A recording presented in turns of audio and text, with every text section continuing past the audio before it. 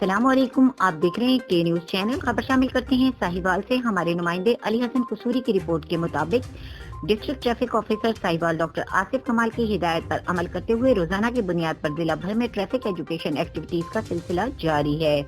Traffic education wing Sahiwal senior traffic assistant Akbar Ali اور traffic assistant محمد شکیل نے Rajput travel اڈا پر لیکچر دیتے ہوئے کہا کہ دھند اور اسموک کے دوران انتہائی احتیاط سے ڈرائیونگ کی جائے، اگلی گاڑی سے مناسب فاصلہ رکھیں اور ڈرائیونگ سے قبل بیک لائٹس، لو بیم اور فوگ لائٹس کو ضرور چیک کر لیں۔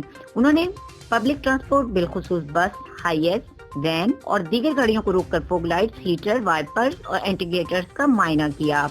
انہوں نے ڈرائیور حضرات کو موسمی صورتحال کے مطابق ڈرائیونگ کی تلقین کرتے ہوئے کہا کہ دوران ڈرائیونگ بار بار اوورٹیکنگ سے گریز کیا جائے اور شدید دھند کی صورت میں قافلے کی شکل میں سفر کیا جائے اور انڈیکیٹر استعمال کریں۔ سٹی ٹریفک پولیس ساہیوال آپ کے بہترین اور محفوظ سفر کے لیے ہمہ وقت کوشاں ہے۔